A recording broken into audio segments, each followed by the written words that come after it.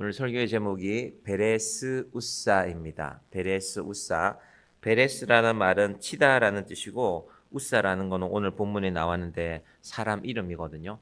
하나님께서 왜 우사를 치셨을까? 왜 우사를 치니까 우사는 죽게 되었을까? 그리고 다윗은 이 법궤를 원래는 자기에게로, 즉 예루살렘에게로 가져오려고 했는데 왜 가져오지 않기로 했을까? 몇 가지 질문들이 나옵니다. 큰 흐름은 사울이 죽었다는 것입니다. 사울이 죽었고 다윗이 왕이 되었다는 것입니다. 나중에 성경 넘길 때 지원이 앞으로 좀 와주세요. 왕은 첫 시작이 중요합니다. 지금 우리가 아마 5월 달에 대통령 선거가 끝났나요? 그래서 맞나요? 5월이었나요? 6월이었나요? 5월이었죠. 5월, 6월, 7월, 8월. 네 달이 이제 지났네요. 9월이 됐으니까. 네 달이 지났는데 그 네 달 동안에 많은 일들이 있었습니다. 대통령도 왕과는 의미가 다르지만 시작을 어떻게 하느냐가 중요합니다. 대통령은 이제 시간이 좀 지나면 힘을 잃게 되거든요. 백성들의 마음이 어디로 갈지는 잘 모르니까. 그래서 처음 대통령이 되고 나서 첫 3달 혹은 6달, 첫 1년이 중요합니다. 어떤 대통령은 내가 이런 거 하기로 했으니까, 예전에는 우리나라가 한참 개발할 때는 고속도로 바로 시작해 해서 빨리 시작하기도 하고, 뭐 군대를, 유럽의 지금 대통령들의 관심사는 군대를 강화시키는 거거든요. 러시아가 우크라이나를 쳤는데 언제 우리를 칠지 모르니까 폴란드 같은 나라들은 많은 무기들을, 그중에 아마 우리나라 무기도 많이 사가는 것 같습니다. 왕이 무엇을 하느냐, 특별히 대통령이 첫 시기를 어떻게 보내느냐는 대단히 중요합니다. 지금 다윗이 이제 왕 된 지가 얼마 안 됐단 말입니다. 그래서 다윗에게도 중요한데, 다윗은 뭘 하느냐, 20년간 버려져 있던 여호와의 법궤 혹은 언약궤라고도 부르는데, 궤라는 건 상자지요. 하나님께서 출애굽기에서 모세에게 10계명의 두 돌판을 주시고 그 돌판을 담아 놓은 궤를 말하는 것입니다. 이 궤가 지난 20년 동안 말하자면 방치되어져 있었습니다. 사울이 전쟁터에 이 궤를 갖고 갔다가 블레셋한테 뺏겨버렸어요. 그랬더니 블레셋 사람들은 이게 뭔가는 압니다. 야, 이게 이스라엘 사람들에게 영험한 거래. 이게 저 시내산에서 모세한테 받은 그 법궤라네. 이것을 우리가 갖고 있으면 말이야, 이게 큰 능력이 있으니까 우리한테도 도움이 될까? 그런데 법궤를 블레셋 땅에 갖다 놓았더니 블레셋 땅의 신들이 쓰러져 버렸어요. 블레셋 땅의 신들이 쓰러지기도 하고, 쓰러져서 그 우상이 목이 부러지기도 하고 두렵지요. 야, 안 되겠다. 이거 우리 땅에 둘 게 아니라 다시 이스라엘로 갖다 놔야 되겠다. 근데 갖다 놓기는 했는데 이스라엘 땅에 가져왔으면, 사울이 제대로 된 믿음을 갖고 있다면 빨리 갖고 와라. 내가 실수해서 여호와의 법궤를 빼앗기긴 했지만 이스라엘 땅에 있는 법궤를 우리나라에서 예루살렘에서 제일 귀한 곳에 보관해야 된다. 원래 법궤는 성소 안에 있어야 되거든요. 그래서 가져오라고 해야 하는데 지난 20년 동안 사울이 그걸 하지 않았습니다. 왜 안 했습니까? 딴 거 했잖아요. 뭐 했습니까? 다윗 잡으러 다녔잖아요. 다윗 죽이겠다고. 우리가 지금까지 긴 시간 동안 그 얘기 보지 않았습니까? 오늘 수요일인데, 수요일날 제가 주로 예배를 준비하는데 자칫 잘못하면 제가 수요일날 다른 일에 마음을 빼앗길 수가 있어요. 오늘 제가 사무실에 앉아있는데 오후에 전화가 왔어요. 전화가 와서, 목사님, 나는 이런 교회 집사님입니다. 예전에도 한번 통화한 적이 있어요. 그분이 순수하고 좋은 분이라는 걸 제가 알아요. 우리 교회에 베스킨 라빈슨을 운영하는 분이 계신데 목사님 교회에서 혹시, 원래 그분은 보육원이나 이런 데 좀 돕고 싶다라는 마음이 있었는데, 보육원이나 이런 데도 중요하지만 이 개척교회도 교회 학교 학생들에게 베스킨 라빈슨 같은 거 선물로 주면 얼마나 좋겠냐. 그죠? 좋겠죠. 그래서 목사님 교회 혹시 특별한 일이 있으면, 그래서 제가 우리 교회 학교에서 9월 달인가 10월 달에 아동부 초청 잔치를 한다고 했는데 그때 하면 좋겠다. 그리고 또 그런 생각들을 하다가 몇 개를 달라고 할까? 10개만 하면 된다고 할까? 20개를 얘기할까? 아니면 한 100개 달라고 할까? 라는 생각을 하다가 제 마음에 한참 동안 거기가 있었어요. 그거 뭐 별로 중요한 것도 아닌데.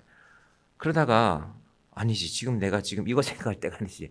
설교를 한번 다시 읽어보고 준비해야 되는데, 여러분 별것 아닌 일에 그거 우리가 안 가져와도 돼요. 우리 돈으로 애들 사 먹여도 되는데 별거 아닌데 제가 아마 공짜라서 마음속에 뭐가 생겼나 봐요. 아, 이게 수요일날 이거 어쩌면 그분이 사탄이 아니라 사탄이 이거 시켰는지 하필이면 수요일날 예배 드리기 전에 전화해갖고 베스킨라빈스를 몇 개 받아와야 되지? 이런 생각을 했을까? 사울이 하나님의 법궤가 방치되어 있었거든요. 방치. 하나님의 법궤가 제일 중요한 곳에 있어야 되는데, 그럼 우리 교회가 이 피아노가 꽤 중요한데 우리 교회에 있는 물건 가운데서 제가 이 피아노가 들어올 때 저희가 그렇게 문단속 잘하지 않거든요. 혹시 누가 도둑이 들어와도 이건 못 들고 가기 때문에 엄청 무겁더라고요. 이 들어올 때 보니까 야, 이건 들고 갈 물건이 아니구나. 하나님께서 우리 마음의 중심을 어디에 두시느냐가 중요한데 이 사울은 그곳에 관심이 없었습니다. 그런데 다윗이 관심을 가지니까 얼마나 잘하는 일입니까? 자, 1절 보겠습니다. 오늘 본문 1절. 다윗이 이스라엘에서 뽑은 무리 3만 명을 다시 모으고 2절도 봅니다. 다윗이 일어나 자기와 함께 있는 모든 사람과 더불어 바알레 유다로 가서 거기서 하나님의 궤를 메어 오려 하니 그 궤는 그룹들 사이에 좌정하신 만군의 여호와의 이름으로 불리는 것이라. 지금 다윗이 잘하고 있는 것 같습니까? 못하고 있는 것 같습니까? 잘하고 있죠. 사울은 생각지도 않았는데 다윗은 3만 명이나 모아서 가서 그걸 가지고 오니까. 그런데 오늘 말씀에는 몇 가지 함정이 있습니다. 이 바알레 유다라는 곳은요, 사무엘상 7장으로 가보면 사무엘상 7장에 가보면 그 당시에 사울이 전쟁을 해서 빼앗겼다가 처음에 설명드린 것처럼 블레셋 사람들이 소 2마리로 해서 다시 보냈어요. 소 2마리에 새 수레에다가 법궤를 실어서 보냈습니다. 그러다 보니까 블레셋하고 경계에 있는 집이 누구 집이었냐면은 아비나답의 집에 들어와 있었습니다. 그러니까 개인이, 한 사람의 개인이, 이 사람 제사장도 아니거든요. 법궤를 20년 동안 그 집에 갖고 있게 된 것입니다. 그래서 사무엘상 7장 2절에는 궤가 기럇 여아림의 동네 이름입니다. 들어간 날로부터 20년 동안 오래 있으니라. 이스라엘 온 족속이 여호와를 사모하니라. 사모한다라는 건요, 기다린다는 거예요. 여호와의 법궤가 다시금 우리 예루살렘으로 들어와야 되는데 왜 안 들어오고 있을까? 그 세월이 20년이나 지났다는 겁니다. 도대체 사울 왕은 뭘 할까? 왜 여호와의 법궤를 갖고 오지 않을까? 이런 시간이 20년이나 지났다는 것입니다. 그런데 제가 방금 말씀드렸죠. 사울 왕은 관심도 없었습니다. 법궤가 오든지 말든지 나는 저 다윗을 빨리 잡아야 된다. 다윗이 나의 왕권을 위협하기 때문에 저 다윗만 잡아서 없애면 내 나라는 오래 갈 것이다 라는 것이 사울의 뜻이었습니다. 여러분, 사울도요, 입만 열면 하나님 얘기를 여러 번 했습니다. 우리 사무엘상에서 보았던 말씀들인데 사울이 다윗을 쫓다가 다윗에게 오히려 죽을 뻔했지요. 볼일을 보다가 다윗이 뒤에서 칼을 들고 있었는데도 사울을 죽이지 않았잖아. 그때 사울이 했던 말이 어떤 말들이었냐면요, 다윗아, 하나님이 여호와가 너와 함께 하는 줄 알겠다. 말마다 사울의 입에서도 하나님이 나옵니다. 여러분, 그런데 사람의 진실은 말에 달려 있는 것이 아니라 행동을 봐야 됩니다. 정말로 하나님 생각하면 법궤를 갖고 와야죠. 그런데 오늘 본문 3절부터는요, 다윗이 그러면 사울은 생각하지도 않던 법궤를 갖고 오긴 했는데 엉뚱한 일이 벌어집니다. 놀라운 일이 벌어집니다. 충격적인 일이 벌어집니다. 우리 본문 3절부터 한번 보시기 바랍니다. 사무엘하 6장 3절부터입니다. 그들이 같이 볼까요? 하나님의 궤를 새 수레에 싣고 산에 있는 아비나답의 집에서 나오는데 아비나답의 아들 우사와 아효가 그 새 수레를 모니라. 그들이 산에 있는 아비나답의 집에서 하나님의 궤를 싣고 나올 때에 아효는 궤 앞에서 가고 다윗과 온 이스라엘 온 족속은 잣나무로 만든 여러 가지 악기와 수금과 비파와 소고와 양금과 재금으로 여호와 앞에서 연주하더라. 여기까지도 그림이 좋죠. 여호와의 법궤가 예루살렘으로 돌아가는데 새 수레를 만들고 남이 쓰던 거 말고 깨끗하게 새 수레. 저는 그래서 교회에는 할 수 있으면 새 물건 가져 놓으려고 합니다. 우리가 집에서 쓰던 것도 깨끗해 보이는 게 있지만 새 물건 가져다 놓고 할 수 있으면, 근데 또 쓰던 것이라도 좋은 용도가 쓰면 좋지요. 그런데 이 모양을 보면 그림이 좋아요. 법궤가 새 수레에 실리고 원래 법궤를 보관하고 있던 아효라는 사람하고 우사라는 사람이 한 사람은 앞에 서고 한 사람은 뒤에 서고 가고 있고 다윗은 3만 명이나 되는 군사들이 법궤를 바라보고 있고 호위하고 있고 웅장하겠죠. 3만 명이 모였으니까 여러 가지 악기로 연주할 수 있고. 제가 군에서 저야 뭐 짧게 군 생활했지만 그래도 제일 이게 내가 군인 같구나 하고 느낄 때가요. 그 군악대가 연주할 때. 우리 이렇게 뭐 사령관이 취임한다든지 아니면 큰 훈련이 끝났든지 하면은 군악대들이 뭐 빰빠라밤빰빰 빰빠밤 이런 음악도 연주하고 이 그 수천 명 수만 명이 모인 자리에서 군악대의 절도 있는 연주가 이 마음을 웅장하게 만듭니다. 그런 분위기였을 겁니다. 하나님의 법궤가 드디어 예루살렘으로 돌아가는구나. 이렇게 좋은 분위기인데 이 웅장한 분위기인데 이 엄숙한 분위기 가운데서 사건이 터집니다. 6절과 7절 보겠습니다. 그들이 나곤의 타종마당에 이르러서는 소들이 뛰므로 웃사가 손을 들어 하나님의 궤를 붙들었으니 여호와 하나님이 웃사가 잘못함으로 말미암아 진노하사 그를 그곳에서 치시니 그가 거기 하나님의 궤 곁에서 죽으니라. 이 좋은 날, 이 거룩한 날, 그 많은 사람들이 모인 자리에서 우리가 그냥 쉽게 생각해 보면 소라는 동물이 길을 가다가 놀래서 뛸 수도 있겠죠. 뭐 갑자기 소리가 나니까 뛰었을 수도 있고 사람들이 너무 많으니까 놀랬을 수도 있고 뛰다 보니까 웃사 입장에서는 여호와의 법궤가 여기 실려 있는데 이 법궤가 땅에 떨어지면 안 되잖아요.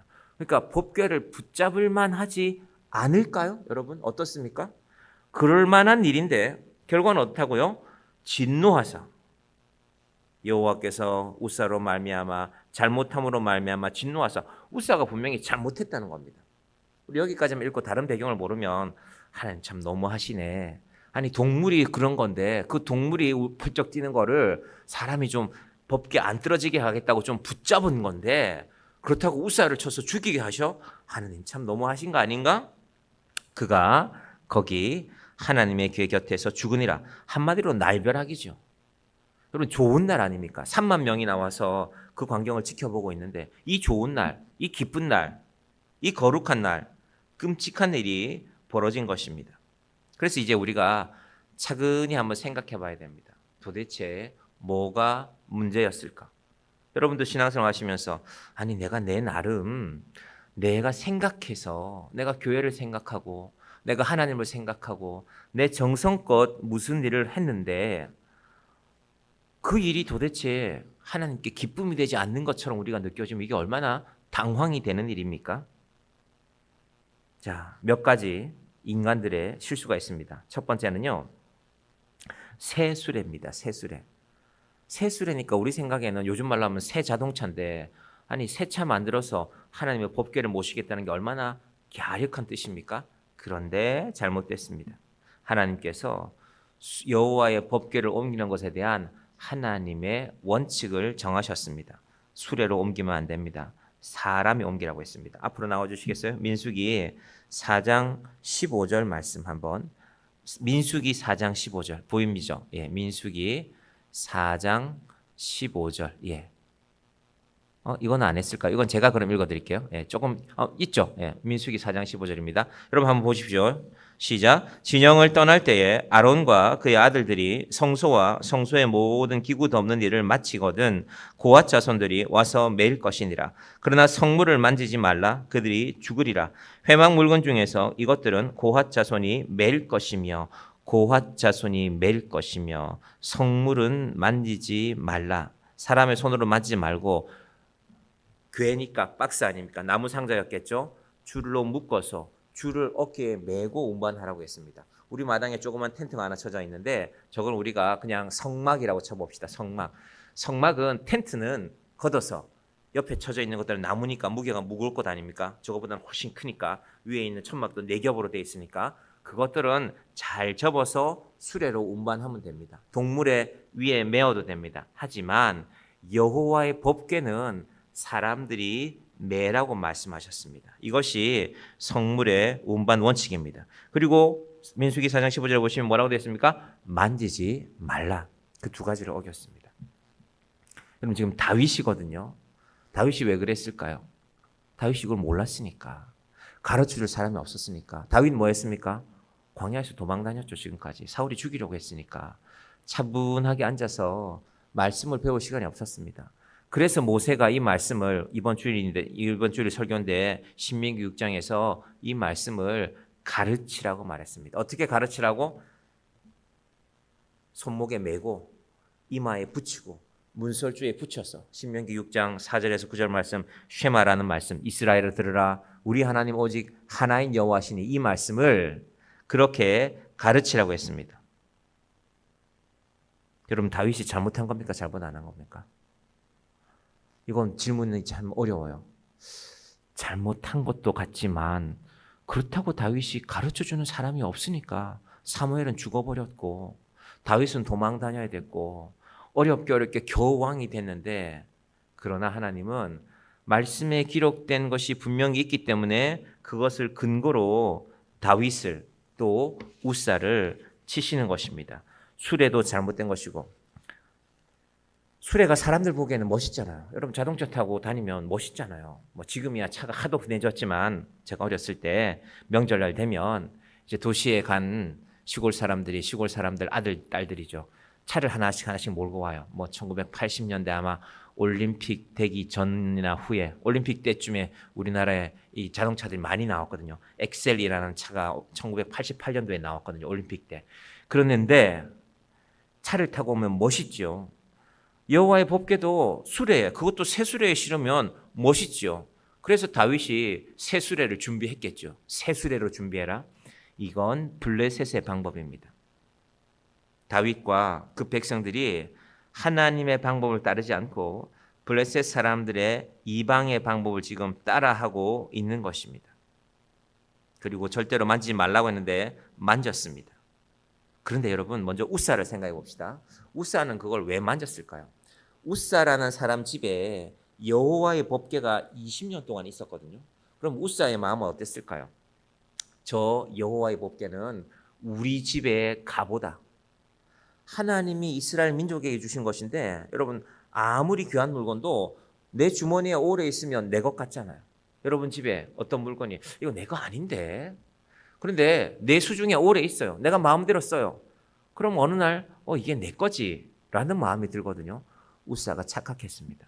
하나님의 것인데 하나님이 그의 집에 잠시 허락한 것인데 자, 새 수레에 우사와 이 두 형제가 한 사람은 앞에 가고 한 사람은 뒤에 가고 3만 명의 이스라엘 사람들이 보고 있고 마음이 어땠을까요? 우쭐했겠죠. 봐라. 우리 집안이 이 여호와의 법궤를 지난 20년 동안 우리가 잘 맡아서 지켰다. 이거 우리 거나 마찬가지다. 라는 그 마음을 치신 것입니다. 그래서 베레스 우사. 우사라는 건 사람 이름이지만요. 뜻이 하나 있습니다. 우사가 능력이라는 뜻입니다. 능력을 치신다.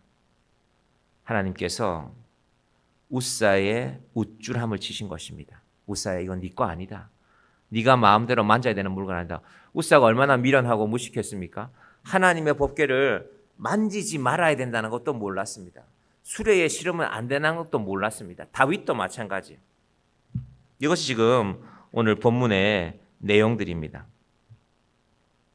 여러분 하나님이 그래서 뭘 보시느냐 하면요.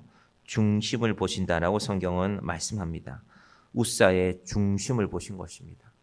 네가 여호와의 말씀도 알지 못하면서 사람들 앞에 우쭐하면서 내가 이 여호와의 법궤의 보호자나 마찬가지다. 이 법궤를 마치 우사 집안의 갑옷처럼 여기는 그 마음을 치신 것입니다. 자, 이 일에 대해서 이제 다윗의 반응이 나옵니다. 8절 보겠습니다.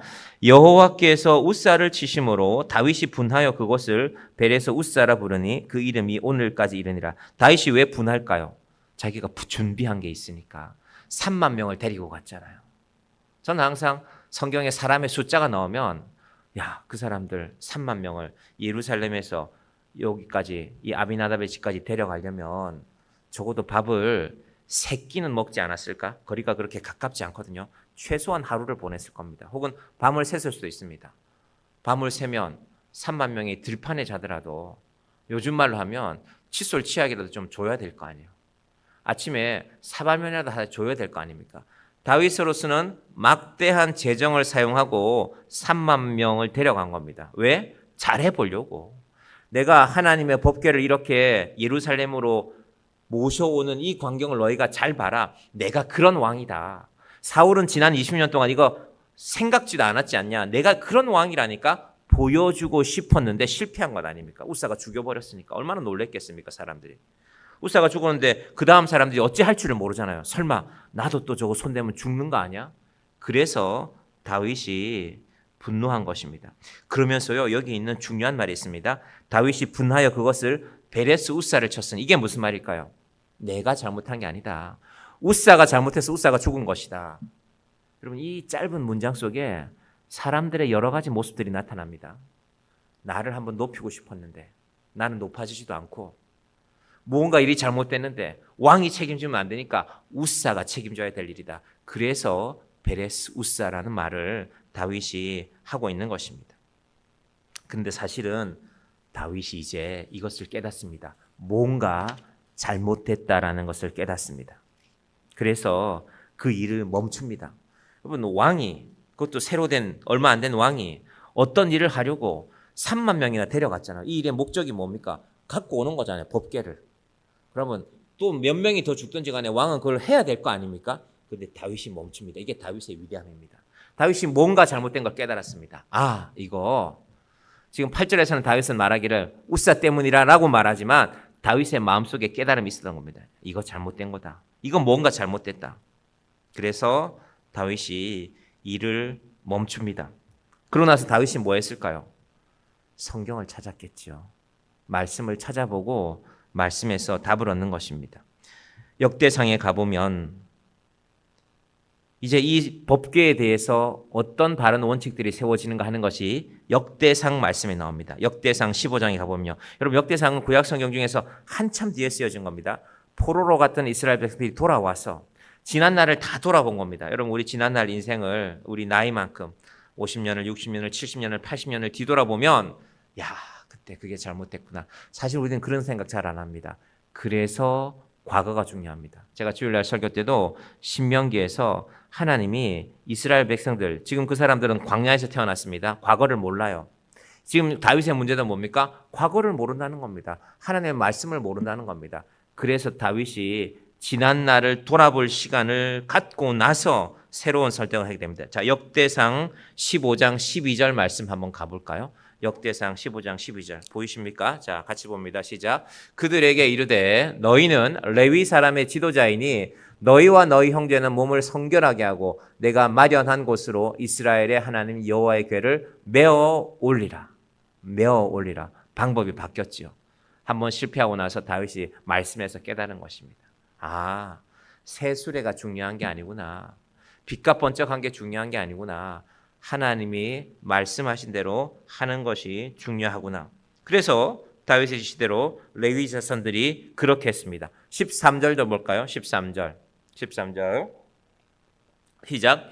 전에는 너희가 매지 아니하였으므로 우리 하나님 여호와께서 우리를 찢으셨으니 이는 우리가 규례대로 그에게 구하지 아니하였음이라 하니. 다윗이 깨달은 겁니다. 제사장들을 불렀겠죠. 도대체 뭐가 문제인가? 그랬더니 제사장들이 그때서야 무엇이 문제인지 알려준 겁니다. 임금님, 여호와의 법궤는 수레에 싣는 게 아닙니다. 여호와의 법궤는 사람이 메어 올리는 것입니다. 레위 지파 중에 고핫 자손이 그 일을 하라고 구체적인 사람까지 지정해 주었습니다. 자, 하나님의 규례대로 하지 않을 때 그것이 바로 하나님을 온전히 섬기지 않는 것입니다. 자, 그랬더니 이제 14절 가볼까요? 14절도 있나요? 역대상 15장 14절 봅니다. 이에 제사장들과 레위 사람들이 이스라엘 하나님 여호와의 궤를 메고 올라가려 하여 몸을 성결하게 하고. 하나님 앞에서 여호와의 법궤를 맬 사람들은 그런 일을 해야 한다는 것입니다. 그래서 다윗은 실패를 통하여서 소중한 것을 배우게 되었습니다. 15절도 볼까요? 역대상 15장 15절. 모세가 여호와의 말씀을 따라 명령한 대로 레위 자손이 채에 하나님의 궤를 꿰어 어깨에 매니라. 비로소 이제 여호와의 말씀이, 여호와의 법궤가 제대로 된 모습으로 돌아오게 되는 것입니다. 다윗의 생각과 다르죠. 여러분, 이것을 우리의 예배에 한번 잘 적용해 보십시다. 예배는 시대에 따라 달라집니다. 예배당의 모습도 다르죠. 아마 우리 예배당 같은 예배당이 인도네시아 같은 나라에 있으면 그래도 꽤 괜찮은 예배당으로 여겨질만 합니다. 근데 우리나라에는 사실은 우리보다 훨씬 좋은 자재들을 쓰는 건축한 그런 예배당들이 많죠. 우리 예배당보다 훨씬 크고. 사람은 눈에 보이는 것을 먼저 보기 때문에 사람은 본능적으로 압니다. 이게 좋은지, 다른 집에 가보면 우리 집이 좋은지, 이 집이 좋은지 본능적으로. 저희 아이가 어릴 때도 4살, 5살 때도 이 집은 좋은 것 같다 보는 눈이 있는 거예요. 하나님께서 우리의 예배에 대해서는 다른 기준을 제시하십니다. 우리도 항상 눈에 보이는 것을 먼저 생각하는데 첫 번째는 우리 마음의 중심입니다. 그렇게 택할 수 있습니다. 눈에 좋아 보이는 것을. 또 어떤 분에게는 우리 교회만큼 이렇게만 해놔도 부러워할 수 있습니다. 하나님께서 그런데 우리에게 주신 무엇인가가 아니라, 저도 그래서 우리 예배당을 늘 신경을 갖고 돌보지만 한편으로는 너무 잘 돌보지 않으려고 합니다. 2가지 마음입니다. 하나님께서 이거 기뻐하실까? 저희 동생이 오래된 차를 타다가 새 차를 한번 사게 됐어요.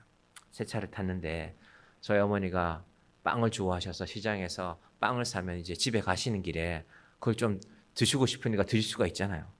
근데 빵가루 한번 흘릴 때마다 동생이 온갖 잔소리를 하니까 내가 다시는 네 차 안 탄다 하셨는데 또 타시더라고요. 차를 잘못 쓰는 거죠. 차는 사람이 타야 되는데 차를 깨끗하게 하느라고 차 안에서 어머니가 빵도 못 드시게 하면 안 되지 않습니까? 하나님께서 우리의 예배라는 것을 한번 잘 생각해 보십시다. 여러분, 우리는 하나님께서 우리가 평생 예배하는 동안에 하나님께서 기뻐하신 예배란 무엇일까를 늘 생각해야 됩니다. 자칫하면 내가 좋아하는 거 하게 됩니다. 제가 청년들, 찬양팀 하는 청년들, 그러니까 청년들 가운데 찬양팀만 하는 친구들이 한 20명 넘었던 것 같아요. 그럼 토요일 날 늦게까지 연습하고, 그러면 그 친구들 중에는 세상에서 어떤 이 가수들 사이에서도 인정받는 그런 친구도 있었어요. 지금도 뭐 유명한 드럼을 치는 그런 뭐 지금은 대학 교수더라고요. 드럼 그런 연예 방송 대학의 교수님이 되셨던데, 근데 이 친구들이 찬양의 완성도에 대해서 아주 민감해요. 여러분, 음악이라는 게 되게 민감하거든요. 예를 들면 기타를 치고 있는데, 기타도 뭐 통기타도 있고 전자기타도 여러 가지가 있는데, 이 지휘자의 생각은 기타 칠 때만큼은 기타 소리가 잘 전달되도록 키보드 치는 사람이 좀 잔잔하게 쳐주기를 원하는데 그게 잘 안 돼요. 악기라는 게 그렇잖아요. 내 소리가 안 나면 답답하거든요. 우리 찬양하시는 분들도 어떨지 모르겠지만 그 조화가 참 안 돼요. 그런데 그게 늘 불편한 거예요. 기타 치는 사람과 이 키보드 치는 사람이. 그래서 제가 어느 날 내가 여러분들 연주하는 이 연습하는 데 관여할 일은 아니지만 별로 중요하지 않다. 내가 생각할 때 중요한 건 여러분이 밤 12시까지 연습하면 집이 먼 사람들은 택시 타고 집에 가야 되잖아요. 다 차가 있는 것도 아닌데 그러지 말고 가능하면 대중교통이 끝나기 전에, 특히 여긴 자매들도 여러 명 있는데 토요일 날 10시쯤에는 연습을 마치고 집에 가서 잘 쉬고, 그렇게 밤늦게까지 연습하면 뭐가 문제냐면요. 다음 날 교회를 못 나와요. 그렇게 연습해 놓고 다음 날 연주자가 나와야죠. 피곤해서 못 나오는 거예요.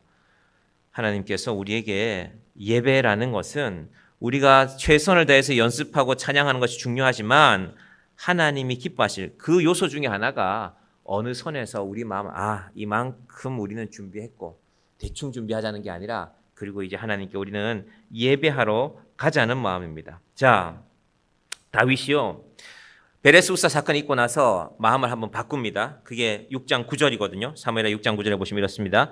다윗이 그날에 여호와를 두려워하여 이르되 여호와의 괴가 어찌 내게로 오리요 하고. 자, 다윗은 처음에 자신만만했습니다. 왜? 3만 명을 데리고 갔으니까. 그럼 어디 갈 때 내 옆에 따라오는 사람이 한 20명은 돼도 우리 어깨가 으쓱하잖아요. 그죠? 내가 회사 사장인데 시골에 친척 장례식이 있어서 가게 됐는데 내를 이렇게 수행하는 사람들이 기사도 따라오고 비서도 따라오고 이러면 사람들 마음이 으쓱해지잖아요. 어깨가 들썩들썩 하잖아요. 다윗이 깨달은 겁니다. 하나님이 그런 거 기뻐하지 않는구나. 3만 명. 하나님 입장에서 너 왜 3만 명이나 데려왔냐? 여호와의 궤를 어떻게, 내 언약궤를 어떻게 운반하는지도 모르면서 3만 명이 무슨 소용이 있냐?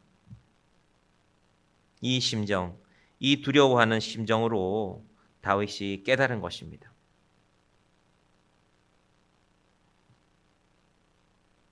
한국 사회에 새로운 정부 들어서 사실은 이전부터 있던 일이지만 안타까운 것 하나 가운데 하나가 이 국가 조찬 기도회를 바라보는 눈입니다. 나라를 위해서 목사님들이 기도하는 건 좋은 일이죠. 근데 나라를 위해서 목사님들이 기도할 때는요, 특히 권력자 앞에 설 때는 권력자의 잘못을 일깨울 수 있는 용기를 갖고 가야죠. 권력자 앞에는 아부하고, 그래서 무슨 자리 하나 없고, 아픔을 당한 사람들에게는 찾아가지 않는다면 그것이야말로, 목사들이 하는 말이 아니라 이건 세상이 하는 말입니다. 정말로 대통령을 위해서 기도해 주는 사람들이라면 해병대에 보내서 아들 잃어버린 그 가정을 위해서도 기도해야 되는 거 아니냐. 아무리 들어봐도 틀린 말이 아닌 것 같아요. 대통령이 더 중요하지, 그 병사 하나가 뭐가 중요하자 이러면 그건 잘못된 신앙이죠. 하나님이 만드신 생명인데. 권력 앞에 가서 간혹 그런 분들이 있습니다. 내가 말이야 이번에 국가 조찬 기도에 다녀왔다고 부끄러워해야지. 자랑할 게 아니라 가서 바른 소리도 하나 못하고. 다윗이 그걸 깨달았습니다. 이르되 여호와의 교회가 어찌 내게 오려. 지금 다윗의 마음은 내가 사울로부터 그렇게 괴롭힘 당하다가 왕이 되었으니까 이제 여호와의 법궤만 예루살렘에 딱 오면 그러면 나는 정말 완벽한 왕이 되는 것이다. 역시 다윗이다 라는 말을 듣고 싶었는데 하나님이 기뻐하지 않는구나 라는 것을 깨달은 것입니다. 자, 10절로 가보면 이렇습니다. 다윗이 여호와의 궤를 옮겨 다윗성 자기에게로 메어가기를 즐겨하지 아니하고 가드 사람 오벳 에돔의 집으로 메어간지라. 이건 대단히 중요한 결정입니다. 지도자가 한번 결심한 일인데 왕이 하나 결정했으면 그 일이 이루어지는 걸 보여줘야 되잖아요. 그게 지도자 아닙니까? 다윗이 내려놓습니다. 웅성웅성하는 사람이 있었겠죠. 임금님이 뭐가 저러냐, 그 사람 하나 죽었다고 하던 일을 그만두냐? 그게 아니라 하나님이 기뻐하지 않기 때문에 다윗이 멈추는 것입니다. 여러분, 이것이 우리의 믿음이 되기를 바랍니다. 우리는 항상 사람 신경 씁니다. 여러분, 목사도 늘 사람 신경 씁니다. 수요 예배인데 오늘 몇 명이나 올까? 왜 신경을 안 쓰겠습니까?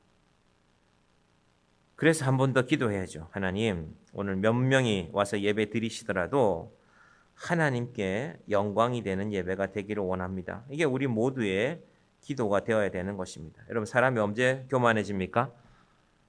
사람이 많으면 교만해지죠. 우리 교단 아마 작년 통계를 이제 지금쯤 가을에 총회하기 전에 통계가 나와서 발표가 된 것 같은데 우리 교단에 속한 교회 숫자가 10,000개가 좀 안 됩니다. 9,000 몇백 개 되는데 그중에 30명 미만의 교회가 약 40%, 100명 미만의 교회가 약 75%.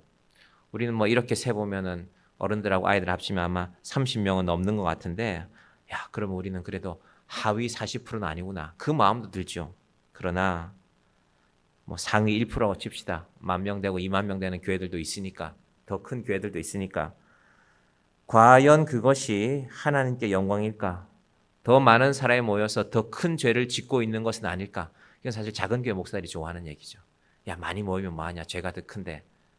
작든 크든 하나님 앞에 기쁘게 예배드리는 것이 중요합니다. 자, 그런데 그런 사건이 있고 나서 11절로 갑니다. 여호와의 교회가 가드 사람 오벳 에돔의 집에 석 달을 있었는데 여호와께서 오벳 에돔과 그의 온 집에 복을 주시니라. 베레스 우사 사건이 있고 나서 우사의 집을 떠났단 말입니다. 그러고 나서 그 길을 떠나고 나서 얼마 되지 않는 거리에 오벳 에돔이라는 사람의 집에 3달을 있었는데 오벳 에돔과 그의 온 집에 복을 주셨다. 이 복을 주셨다는 제일 구체적인 해석은 동물들의 새끼가 많이 태어나는 것입니다. 이스라엘은 목축하는 나라거든요. 이상하게 소는 새끼는 보통 한 마리 낳았는데 소가 새끼를 2마리 혹은 3마리까지 낳는 일이 이 집에 벌어졌던 것입니다. 그 해석을 그래서 이렇게 남기는 것입니다. 무슨 말입니까? 하나님께서 마음을 돌리셨다는 것입니다.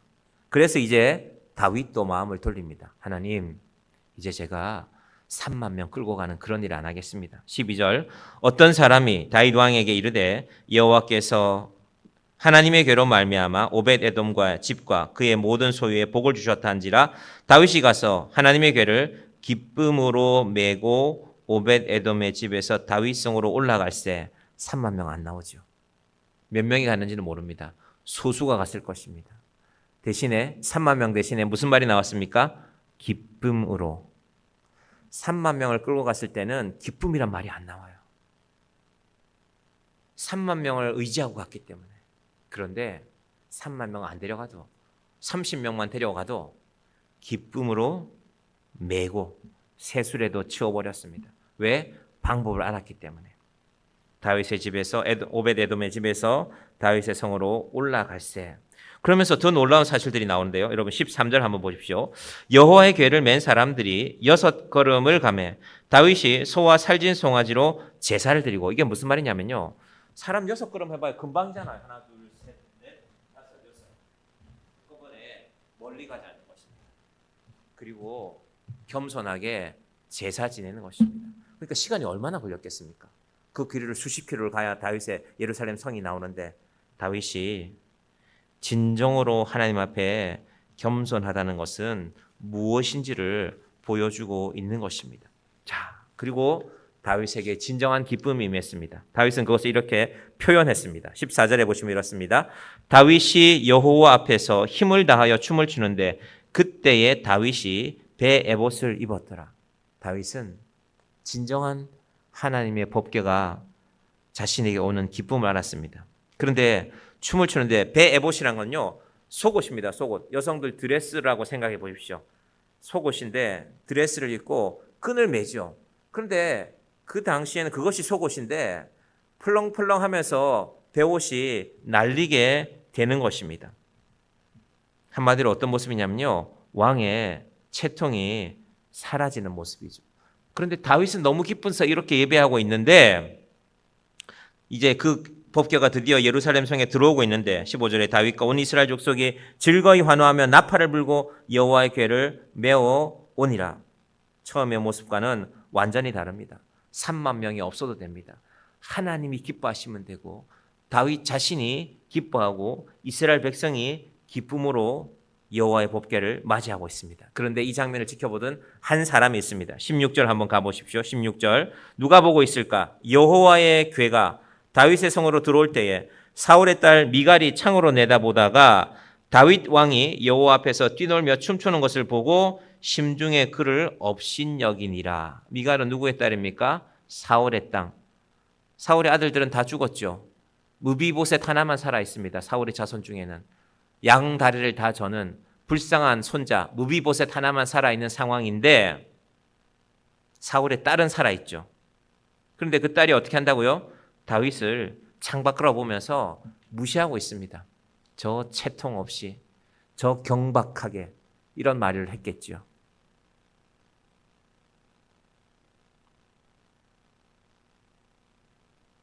(17절에) 여호와의 궤를 메고 들어와서 다윗이 그것을 위하여 친 장막 가운데 그 준비한 자리에 그것을 두매 다윗이 번제와 화목제를 여호와 앞에 드리니라.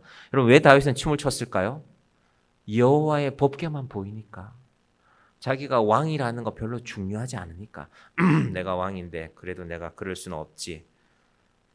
제가 지난주에 말씀드렸죠. 이의령 교수라는 분이 딸과 함께 교회를 찾아갔는데 서울에 있는 큰 교회를 찾아갔어요. 딸이 오래전부터 아버지에게 부탁했어요. 아버지, 그때는 이제 그 딸이 몸이 안 좋을 때였습니다. 내 생명이 언제 끝날지 모릅니다. 내가 아빠와 함께 꼭 한번 예배 드리고 싶습니다. 해서 주일날 왔습니다. 금요일 저녁이었습니다. 그날은. 근데 그 아버지가 미리 얘기했어요. 네가 가서 예배하는 거 좋다. 나도 가겠다. 그러나 지성인의 모습을 잃어버리면 안 된다. 너는 한국에서도 미국에서도 지식인으로서 공부한 사람 아니냐. 이여령 교수님과 생각하는 지성인의 모습은 박수치고, 오늘 우리 박수 쳤잖아요. 일어나서 춤추고, 난 그건 용납할 수 없다. 그 딸이 했던 말 제가 말씀드렸죠. 아버지, 정말 하나님을 믿으면서 마음속에 하나님 앞에서 춤추고자 하는 마음이 없다면 그건 신앙이 아닙니다. 여러분, 우리 명심하십시다. 장로교는 뭐 조금 점잖하지요. 한국의 장로교가 그런 편이기는 한데, 그렇지만 정말로 나는 하나님 앞에 어떤 기쁨이 있는가? 여러분 지금 미갈이 뭘 보고 있을까요? 미갈은요 여호와의 법궤는 보이지 않습니다. 하나님은 보이지 않습니다. 왕의 체면이 보이잖아요. 자기 아버지가 왕이었거든요. 다윗도 왕이거든요. 그 왕과 결혼한 거 아닙니까? 내 아버지는 저러지 않았는데 저 다윗은 출신이 그래서 그런가? 목동 출신이라서 그런가? 경박해. 품위가 없어. 저래가지고 무슨 저걸 왕이라고 부를 수 있냐? 지금 이 말 하는 것 아닙니까? 온 백성들이 기뻐하고 있는데, 온 백성들이 잔치하고 있는데, 다윗은 자기 가족도 이 잔치에 참여하기를 원했습니다. 그래서 20절 봅니다. 다윗이 자기의 가족에게 축복하러 올라가며 사울의 딸 미갈이 나와서 다윗을 맞으며 이르되 이스라엘 왕이 오늘 어떻게 영화로우신지 방탕한 자가 염치 없이 자기의 몸을 드러내는 것처럼 오늘 그의 신복의 계집종의 눈앞에서 몸을 드러내셨도다 하니 다윗이 너무 기뻐서 춤을 추다 보니까 속옷이 다 드러나고 사람들이 보기에 왕의 채통을 잃어버린 모습을 이 미갈이 지적한 것입니다. 뭐만 관심이 있습니까? 내 남편이 왕이라는 거. 내 남편이 왕이라야 내가 왕비 아닙니까? 내 아버지 왕은 저러지 않았는데 내 남편 왕은 왜 저렇게 경박할까? 왕의 품위를 잃어버렸구나. 이것만 보이는 것입니다. 여러분 우리의 예배에 어떤 분들은 예배 오면은 교회 청소가 잘 돼 있나? 아이고 저 휴지가 몇 개 흘러 있네. 교회 바닥에 커피가 흘러 있네. 이런 것만 볼 수도 있습니다. 물론 안 그래야죠. 더 깨끗하게 정리정돈도 잘 해야죠. 어떤 분은 뭐 예를 들면 음악을 좀 아는 분이라면 그래 오늘 반주자가 피아노를 좀 잘 치나 보자. 뭐 그런 것만 들릴 수도 있겠죠. 혹은 이 옷 입는 데 관심이 많은 분이면 목사님 양복을 어떤 걸 입었나 좀 보자. 라는 것만 볼 수도 있습니다. 그럼 하나님이 안 보입니다. 미갈은 품위가 보였어요. 품위가. 아이고 다윗이 저 품위가 없는 인간이구나. 근데 다윗은 하나님이 보였습니다. 그래서 하나님 앞에 기뻐 춤추고 있는 것입니다. 결과가 무엇일까요? 21절 다윗이 미갈에게 이르되 이는 여호와 앞에서 한 것이니라. 그가 내 아버지와 그의 온 집을 버리시고 나를 택하사 나를 여호와의 백성 이스라엘의 주권자로 삼으셨으니 내가 여호와 앞에서 뛰놀리라. 여러분 다윗의 이 말이 대단히 무서운 말입니다. 그래 너희 아버지 대단했지. 사울은 품위가 있었지. 난 품위 같은 거 없다. 그런데 나는 하나님을 기뻐한다. 여러분 이게 다윗의 고백입니다. 우리에게도 이 고백이 있기를 바랍니다. 22절 내가 이보다 더 낮아져서 스스로 천하게 보일지라도 내가 말한 바 계집종에게는 내가 높임을 받으리라 한지라. 방금 미갈이 한 말 중에 당신의 모습이 지금 어떤 줄 아냐? 당신이 지금 당신 신하들의 여종들 계집종들 앞에서 벌거벗고 춤추는 모습이 얼마나 눈꼴 사나운지 아냐? 이런 말 앞에 다윗이 대답해 준 겁니다. 이게 무슨 말이냐면요. 너는 사울의 딸 공주이지만 이 계집종들보다 못하다는 겁니다. 이 말은 이 여자 종들은 비록 신부는 종이지만 하나님을 기뻐할 줄 아는데 너는 그것도 모르는구나 라는 말을 하는 것입니다. 역전되지요.